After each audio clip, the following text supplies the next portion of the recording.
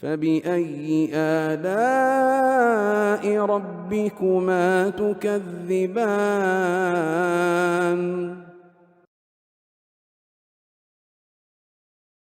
Baik. Kemudian setelah itu penulis rahimahullahu taala menyebutkan kejadian atau peristiwa yang ke-8. Kata penulis rahimahullah, wa wahabat naubataha li Aisyah saudatu madamat zamanan Aisyah. Pemberian giliran untuk Aisyah oleh Saudah sehingga Aisyah menjalani hal itu beberapa waktu. Iya. Jadi dari keadilan di dalam pernikahan itu, kalau suami punya lebih dari satu istri, ini namanya fikih politik luar negeri. Dia harus adil dalam 4 hal. Adil dalam 4 hal. Salah satunya di waktu bermalam. Jelas ya? Nah, di waktu bermalamnya Saudah ini pintar ya. Bagian dia berikan untuk Aisyah. Dia berikan untuk Aisyah. Jadi Saudah dinikahi oleh Nabi Sallallahu Alaihi Wasallam sudah cukup berumur begitu. Dan Nabi Sallallahu Alaihi Wasallam dimaklumi, beliau diantara istri-istrinya Aisyah yang paling beliau cintai. Jelas ya? Maka Saudah ini pintar. Beliau ingin tetap mendapatkan kehormatan sebagai istri Nabi. Sebab istri Nabi di dunia, pasti istri beliau juga di mana? Di akhirat. Ini baru perempuan cerdas namanya. Sebab dia pikir akhiratnya. Kalau dia pikir dunianya berkelahi terus masalah hari nanti. Iya.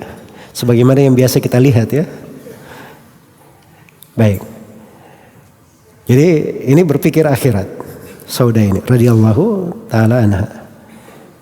Dan dia kata semua perempuan pikirannya seperti Saudah, aman dunia persilatan. Baik.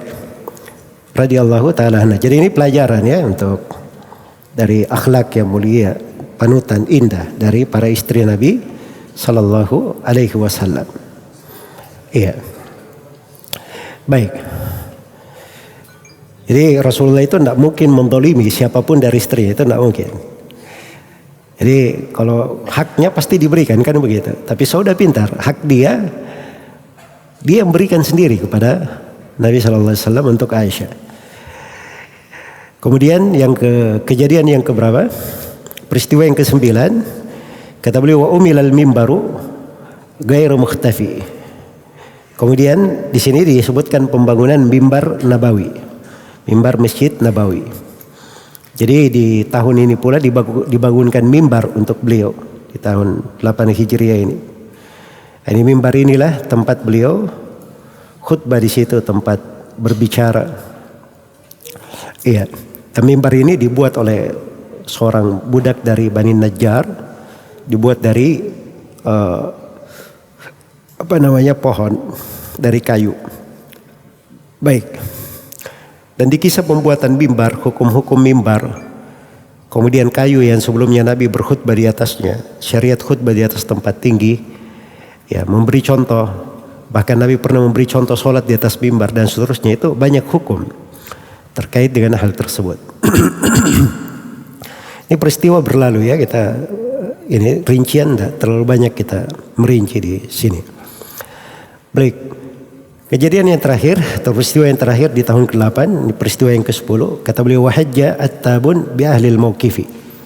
Kemudian Attab bin Asid radhiyallahu taala anhu. Saya tadi baca Itab ya, harusnya dibaca Attab.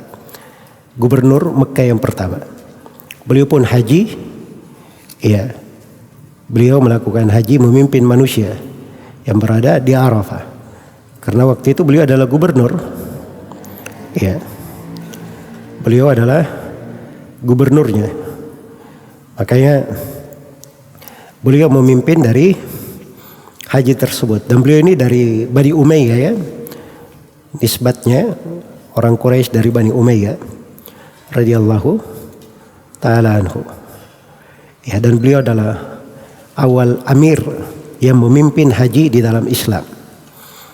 Awal amir yang memimpin haji dalam Islam. Dan itu di tahun berapa itu? Tahun berapa ini? Tahun 8 Hijriah. Baik. Dan Attab ini radhiyallahu taala anhu meninggal di tahun yang Abu Bakar As-Siddiq radhiyallahu taala anhu meninggal.